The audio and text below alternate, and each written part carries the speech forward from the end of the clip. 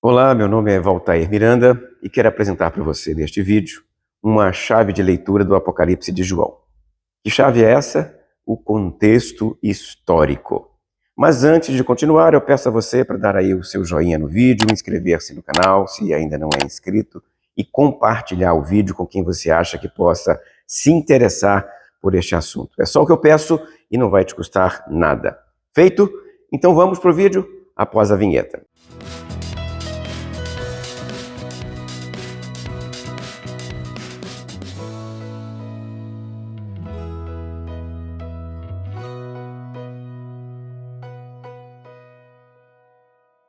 João recebeu a série de visões que deu origem ao Apocalipse enquanto estava na ilha de Patmos, no mar Egeu. A pequena ilha ali tem 13 quilômetros de extensão por 8 de largura.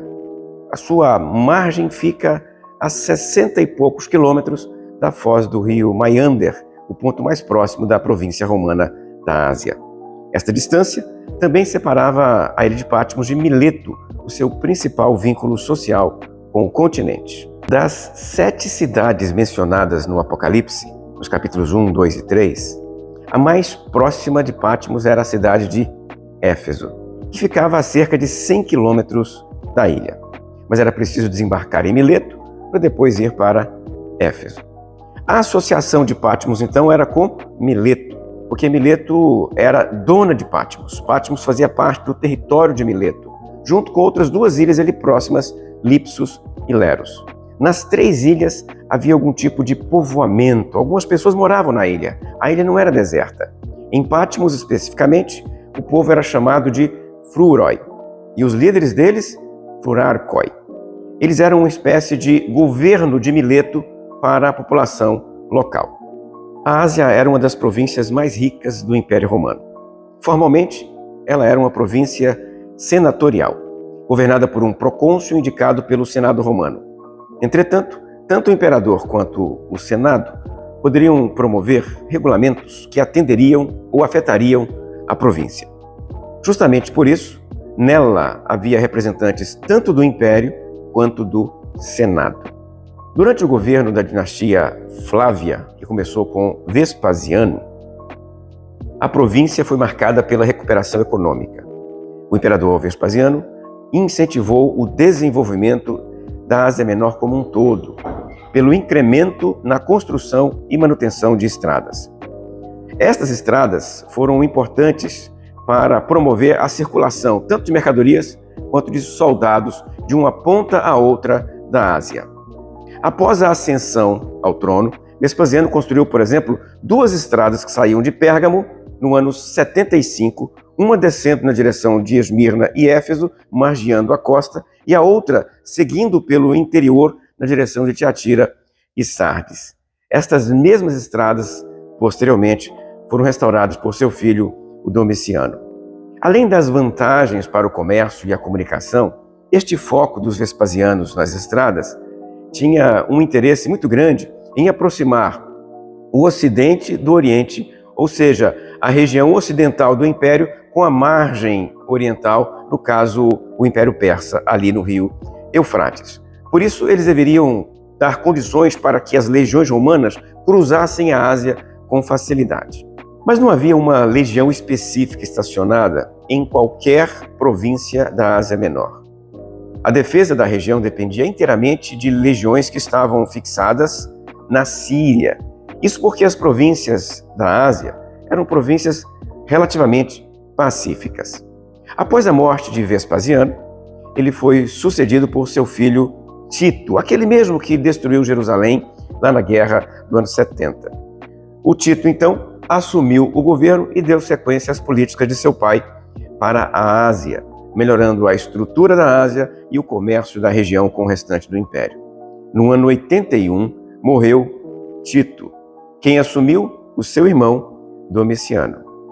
A relação de Domiciano com a Ásia, entretanto, não foi diferente nem da forma como Vespasiano ou Tito trataram a região. Isto significa que a Ásia se beneficiou com a gestão dos 3 Flávios, Vespasiano, Tito e Domiciano. Esta dinastia, entretanto, termina com a morte de Domiciano no ano de 96, especificamente 18 de setembro de 96. Ele não tinha herdeiro e a dinastia terminou ali. A cidade mais beneficiada pelo império, pelos 3 imperadores durante aquele período, foi Éfeso, a capital da província. Na cidade de Éfeso residia o procônsul da cidade, o governador. A partir da década de 90 até 96, até a morte de Domiciano, é possível apontar 3 pessoas como tendo governado a Ásia: Sextus Cerealis, Minícius e Iunius Caecenius Paetus. Possivelmente foi este último, Caecenius Paetus, que promoveu o exílio de João para Pátmos, um pouco antes da morte do imperador Domiciano. Quem nos deu essa informação foi Irineu de Leão, que registrou, abre aspas, o Apocalipse foi visto não há muito tempo em nossa própria geração, no fim do reinado de Domiciano. Isso está lá na obra dele, Adversos Aireses 5:33. Não existe nenhuma boa razão para duvidar da sugestão do bispo da Gália com relação, então, a essa data do Apocalipse. Praticamente todos os pais da igreja seguem Irineu neste sentido, como podemos ver em Eusébio de Cesareia. Eu vou ler Eusébio para você. É tradição que neste tempo o apóstolo e evangelista João, que ainda vivia, foi condenado a habitar a ilha de Pátmos por ter dado testemunho do verbo de Deus. Isso está lá na obra dele, História Eclesiástica.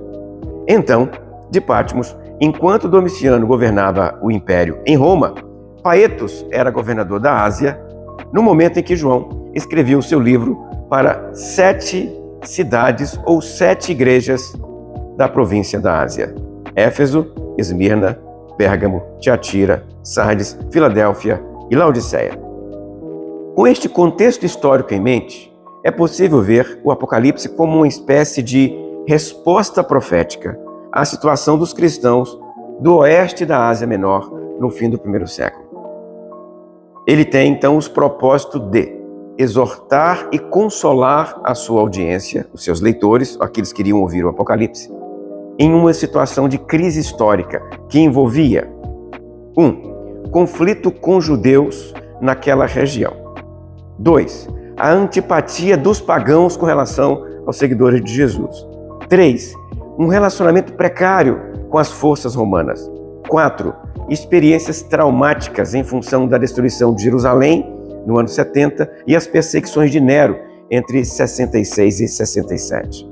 O caráter ofensivo do culto imperial que obrigava os crentes a declararem que César é Senhor. 6. A execução de um dos líderes da região, Antipas. E 7. O próprio banimento de João para Pátmos. Eu quero dizer para você, então, que se você levar em conta estes aspectos históricos, eles vão iluminar de uma forma significativa a sua compreensão do Apocalipse de João. Experimente para ver. Antes de terminar, não deixe de fazer o seu comentário aí embaixo. Escreva aí se você teria algum outro destaque histórico para compartilhar comigo ou com os outros usuários do canal. Vou colocar embaixo também um link com alguns livros ou para alguns livros que você pode ler, comprar, divulgar, se desejar. Eu vejo você numa próxima oportunidade. Até lá, se Deus quiser.